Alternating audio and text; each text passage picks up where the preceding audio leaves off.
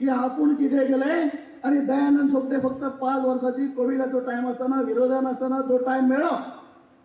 त्या टायमार ह्या मांद्रे मतदारसंघात आलेले 9 पंचायतीने किती केले म्हणून तुमका सगळ्यांना याद जाता त्या भारतीय जनता पक्षाचे प्रदेशाचे सचिव ज्यांना आधी आमका निरीक्षण म्हणून लागले आता निरीक्षण म्हणून आदरणीय गोरख मांद्रेकर सर हे प्रत्येक फोटी वतन सांगतात की या गोयात असणारे मंत्री सोडून जे आमदार असतात त्या आमदारापैकी जे सरकारान आहात नंबर 1 आमदार म्हणजे दयानंद सोपटे जे सगळ्या बाबतीत पुढे असतात डेव्हलपमेंटच्या बाबतीत पुढे असतात आदरणीय मनोहरभाई पर्रिकरांनी केलेल्या योजना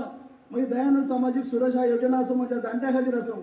माझ्या बहिणीच्या असा त्यांचे ग्रह आधार स्कीम असो आमच्या गरीब घराण्यांसून जी लग्नात धू वाटता धावपाचे विचार करता आर्थिक अडचण असता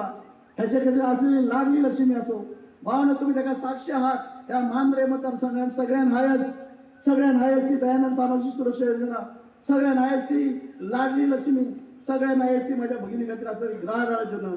ज्याच्या अंतर्गत आणि इन ॲडिशन स्वावलंबन स्कीम जी वुमन्स अँड चाइल्ड डेव्हलपमेंटच्या अंडर डिपार्टमेंटच्या अंडर चालता या डिपार्टमेंटाचे आदरणीय मंत्री विश्वजित राणे त्यांच्या फाटल्यान दयानंद सोपटे मांद्र्या नंबर 1 ज्याचे उदाहरण ज्यांना महिला मेळाव्यावर उपस्थित झालो खचला खच दोन्ही हॉल पॅक असले त्याच्या तुमच्या समक्ष 252 प्लस 62 म्हणजे जवळजवळ 312 × 30,000चे ऑर्डरी वितरित केले गेले जाणत्यांची भावांची तू विकली कमिशन कोट्याने घेतले ते कोटी कसे पसतले त्याची खंत कर त्या इलेक्ट्रॉनिक सिटीची तू खंत करण्याची गरज ना तू आता सांगा तुझी जे आरोप करता त्या जनतेकडे ताव दाखवतलो त्या जनतेत तू पळयतली की इलेक्शन आणि इलेक्शनचो रिझल्ट आणि फॉर्मेशन ऑफ गव्हर्नमेंट जातकच विदिन 15 डेज जे 3 मोठे प्रोजेक्ट जे waiting only for the foundation laying of foundation stone म्हणजे फाउंडेशन स्टोन घालपाचे हा ते 15 दिवसा भितर घालतलो आणि जर तुका जर जाय जाल्यार तुकाय उद्घाटना वरतलो आम्ही 4दा सर्वे केला पण कितीदाही सर्वे केला तरी सर्वे मध्ये नाव सोपटेंचंच येतं तुमचं नाव येत नाही त्यांना आम्हाला सोपटेंनाच निवडून दिलं पाहिजे तरी देखील या ठिकाणी ते उभे राहिले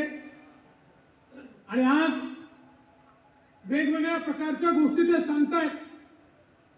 इलेक्ट्रॉनिक सिटी बद्दल बोलतात अरे तुम्हाला पक्षाने मुख्यमंत्री केलं म्हणून तुमच्या कार्यकाळात झालेली सगळी कामं तुमची नाही आहेत